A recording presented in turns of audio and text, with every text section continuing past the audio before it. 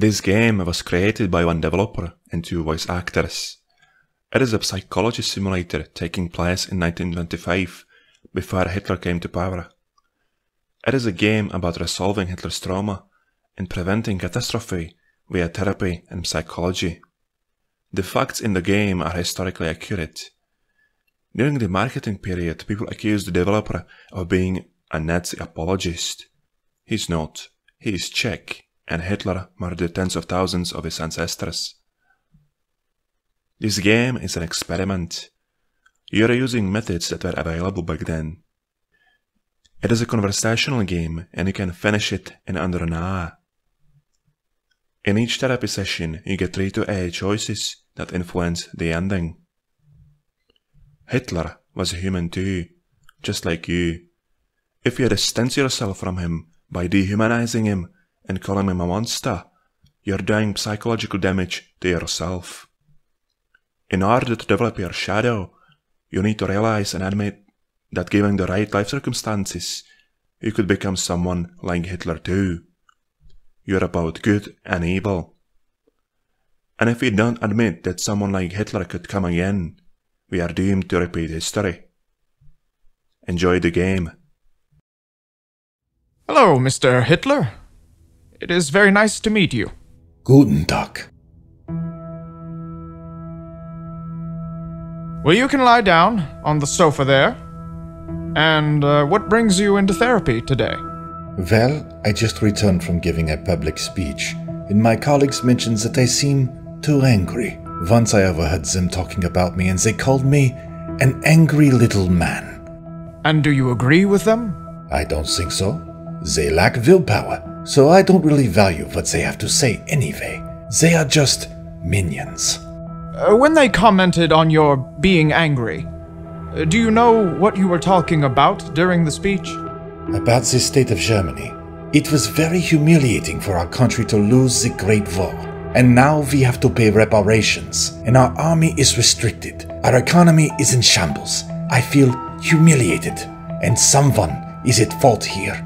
Well, yes, that must feel humiliating. I noticed you mentioned Germany as your country, but on the telephone, you mentioned that you are Austrian.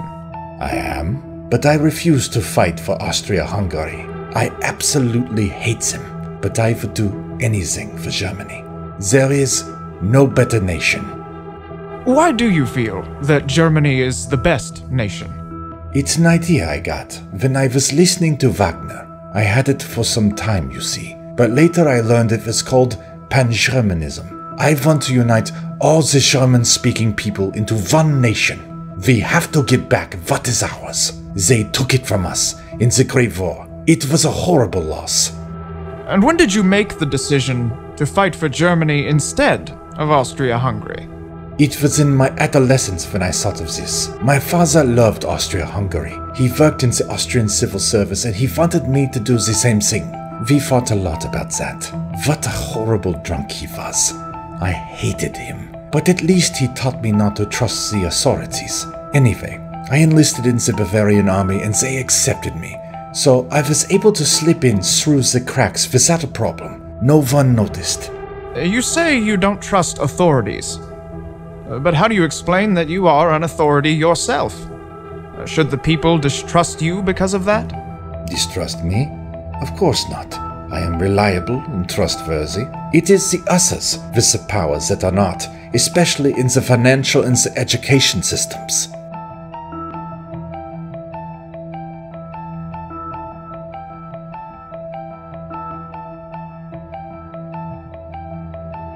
Do you want to talk about your father more?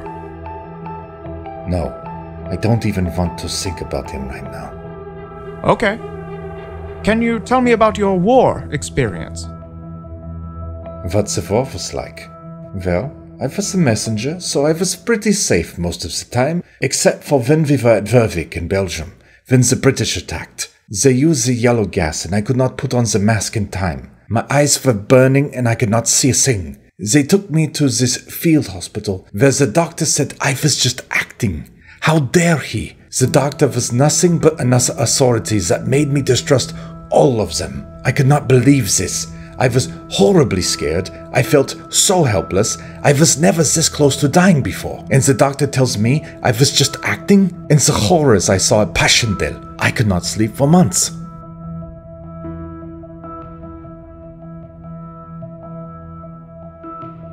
I think this experience could be what you are struggling with. It is common among soldiers to experience an exceptional emotional distress that could sometimes lead to temporary blindness. If your nervous system was overloaded, it could have ceased to take any further input. The doctors today are calling it shell shock. That would explain a lot, but I still feel humiliated sometimes. I should not have been that weak. I should have been stronger than that.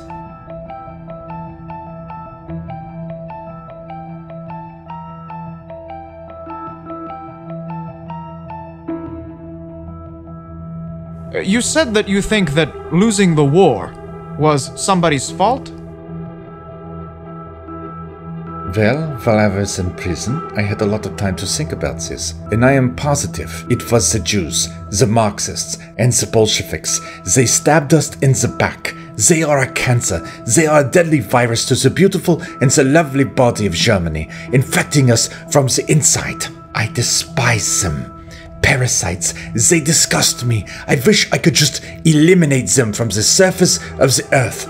The Jews are involved with the communists in a conspiracy to take over the world. I think that 3/4 of all the communists are Jews. This combination of Jews and Marxists has already been successful in Russia, and now it threatens the rest of Europe. You seem very passionate about this. But if I recall correctly, you came here because your colleagues described some of your speeches as being very angry. This could be what your colleagues are referring to. I think you need to be patient about establishing your political program. You won't get very far if you alienate the public. After all, they elect you. And for that, they need to trust you and see you as a responsible leader. If you start talking about eliminating Jews, you won't get anywhere. Maybe you didn't choose the ideal approach here.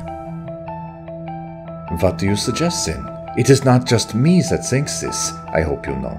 The German people also think the Jews are to blame.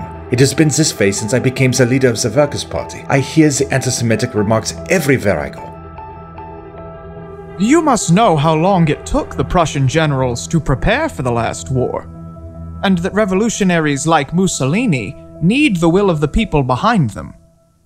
Slogans, especially ideological ones like anti-Semitism and anti-clericalism, won't bring starving people to the barricades. Why do you and your followers spread hatred toward Jews and papal authority? We can be political opponents, but if you want to lead an entire nation into a better future, we need one another. Bring back the old order of God. How about you write your vision down? It would help you plan for your future. I've already done this while I was in prison. I had plenty of time to write my book, even though I am not so good at the writing. When I am speaking in public, the right word always comes natural to me, but not so much when I am writing. Well, that you are already writing your thoughts down is good. Let's use that to identify your main thoughts and feelings during the day. I want you to keep a daily journal of people and situations that trigger an emotional response in you. Maybe other people are seeing these things you are doing as anger. If we journal this, we can have a better understanding of what they see and what you see. Record your feelings and we will talk about it in the next session. Very well. I will give this a try. You didn't tell me about your prison experience yet. What happened? I was supposed to be executed for my role in the beer hall putsch, but they didn't know I would use the trial as a showcase for my political views. It was free publicity, and I won. I managed to get the sentence down from execution to just 5 years imprisonment, and they let me go after a few months for good behavior. I also read a lot, so it was basically a free education at the state's expense. I read Henry Ford's autobiography, and he made a lot of sense when he talked about the Jews. It is the Jews, after all, who govern the American Stock Exchange, which, every year makes the Jews more and more the controlling masters of a nation of 120 million. There is only a single great man, Henry Ford, that still maintains his full independence from them, and they hate him for it.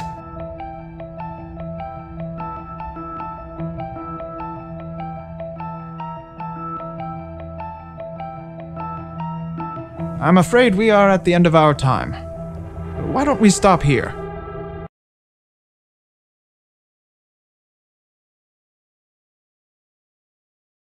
Did you write any journals since we last saw each other? Actually, no.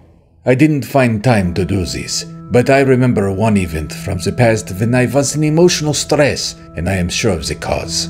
Okay, great. Can you describe the event? I was on a date with a girl at the cafe. She was around 18 years old, and we were talking about my paintings. You see, I wanted to follow a career as a painter, but they didn't accept me anywhere. So I had to look for a face to get into the business. And at this cafe, as luck would have it, there was a local gallery owner, this very known guy. Fortunately, I had a few of the paintings in my briefcase, so I had something to show him. But when I showed them to him, he basically told me that my watercolor paintings were not worth anything. This wasn't fair to me. I felt horrible, and I walked away. I tried to talk with the girl about it, but when she tried to comfort me and tell me that my paintings were not so bad, I exploded. My skills were way better than this Jewish gallery owner. He had no idea what he was talking about. I taught myself how to paint when I was 9. And this dumbcoff, who had only the formal education, had the nerve to tell me that my paintings were bad?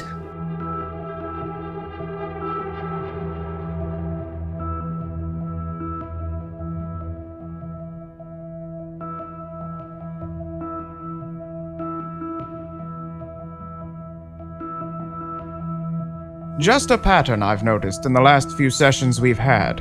You tend to date very young girls, correct? A girl between the age of 18 to 20 is as malleable as wax. It should be possible for a man, whoever the chosen woman may be, to stamp his own imprint on her. This is all the woman asks for. That is an interesting thought. Why is it important to you to mold the girl to your image? I am not sure. I want to have her all for myself. If I create her, she will be eternally grateful to me. She won't be able to leave me. Can you tell me more about your mother? I really love my mother. She was the most precious person I've known. I loved her very much. She always provided me with everything I wanted. She gave me my own way whenever possible. She admired my watercolors and drawings, and she supported my artistic ambitions. You talk so much softer about her than you do about other things. Tell me more about her. When she died, this devastated me. It was a pain I have never experienced before or again.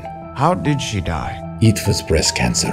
I was 18 years old at the time. Her doctor was a Czech Jew, Dr. Edward Bloch. So she was someone you loved very much. Do you blame the doctor for her death? What? No. He was a very kind person, although he was a Jew. He treated my mother free of charge because we had no money at the time. Actually, I sent him a postcard and a painting I made as a thank you. He really was a noble Jew. Some time ago, I found that he said about me that he never saw anyone so devastated with the grief as me in all of his years in the profession. It seems safe to say that you were very close with your mother and very distant with your father. Could you tell me more about their relationship? My mother was 22 years younger than him. When we moved to the new farm, a big part of the money was taken from her inheritance. She liked to be active and was very joyful. She also understood the economics. She would go to the post office and help slaughter the pigs. My father was away very often, you see. And when he returned home, he was mostly drunk. And he was very dominant, I would say. Mother listened to him. She had no choice. I see. Coming back to the pattern I noticed earlier in your girlfriends, you also tend to date girls much younger than yourself, and as you describe them, they are rather submissive. Do you think you could be unconsciously modeling your relationships after your parents? I've already explained to you my rationale behind the girlfriends before. I do not mean to repeat myself. Okay. I think it is time we end today's session. I will see you next time.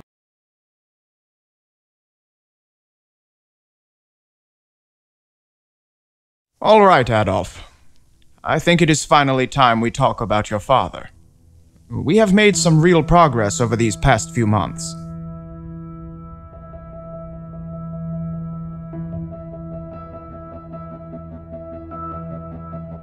I never loved my father, but I feared him. He was prone to rages and would resort to violence. My poor mother would always be afraid for me. Do you think he was unhappy with your mother? No, I don't think that was it. I don't think it was his job either. He was a very orderly and conscientious person, so he liked the work as a customs officer, but he really hated the bourgeoisie. He was a self-taught genius, like me. I think we talked about him teaching me not to trust the authorities before. He was a very wise man. He knew a lot about a lot of things, and I admired him for this. I respected him, you see, but there was no love between us. I wanted to prove myself to him, but he rejected my accomplishments. He beat me often for the things I did. When I read Karl May once, I found that it was a sign of courage to hide one's pain. I decided that when he beat me next time, I would make no sound. When it happened, I knew my mother was standing anxiously at the door.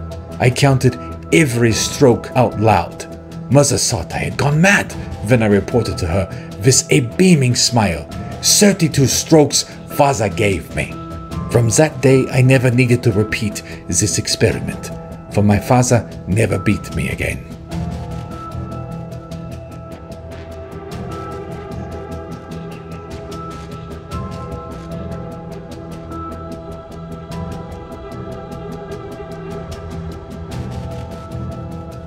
I just said this. I wanted to look strong in his eyes. And what was this incident about? I don't remember. I think it was a picture I drew. What made you decide to show him? I don't know. I was young and I wanted to cause him to smile. I didn't like him. I hated him, even while I was showing it to him. But I still wanted to be the cause of him smiling. Most children want to please their parents, Adolf. It's healthy. Healthy? I knew what he would do, and I still did it. Are you trying to say this is healthy? The desire, yes.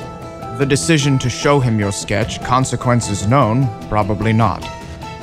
So you showed him your sketch, and after that? He took it away from me. You already know what happened next, so there is little point in repeating this known information. Yes, I do know what happened next, but the point is for you to acknowledge it. You need to say it and process it, even though it is painful. It was not painful, and there is still no pain for me.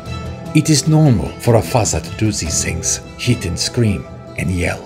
Okay. Thank you for working that out loud. You say that's normal for a father. Yes.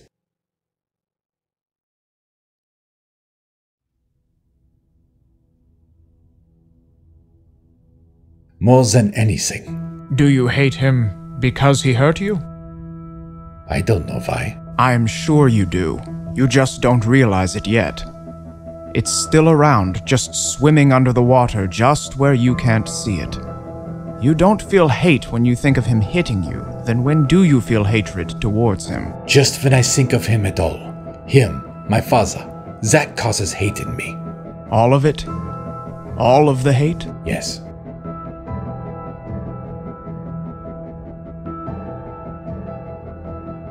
What do you mean?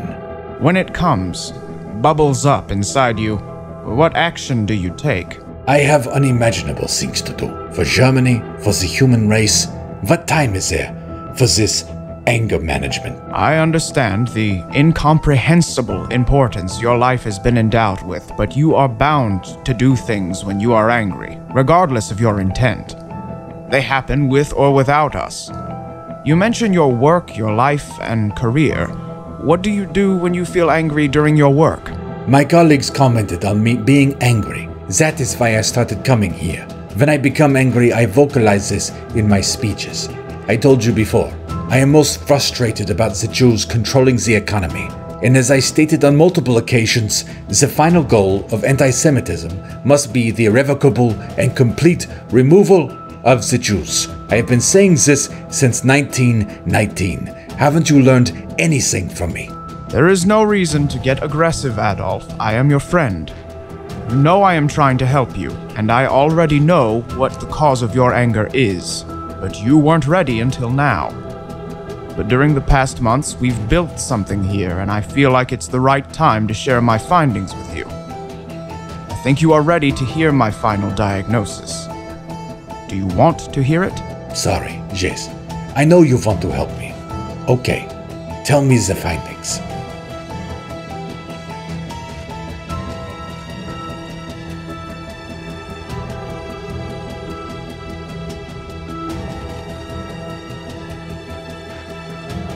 And what reason might this be?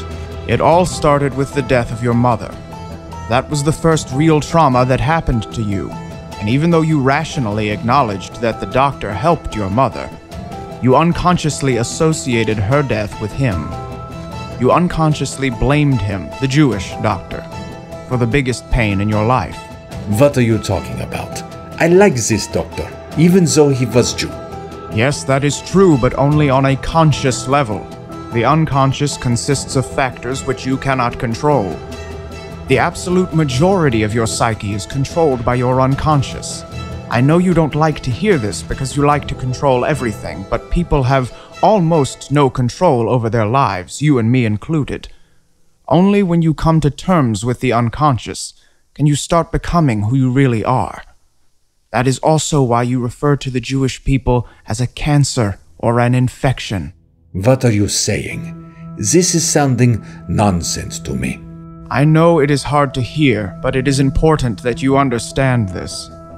You hated your father. He was meant to support you, but instead he beat you when you tried to connect with him. You told me before that you were glad he died. The hate towards him that you carried inside, it became twisted. The war trauma and the art school rejection only fueled it. You equated the Jews and the Marxists with your father. All of that hate was mistakenly redirected. We say projected.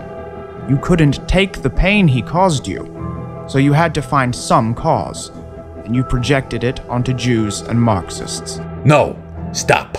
I don't want to hear this. This is my final diagnosis, Adolf. This is what we've been working on. You equated the cancer in your mother with Jews because you mistakenly associated the Jewish doctor with the cause of your mother's death. That's why you are so strongly anti-Semitic. This is absolute nonsense. I will not listen to this.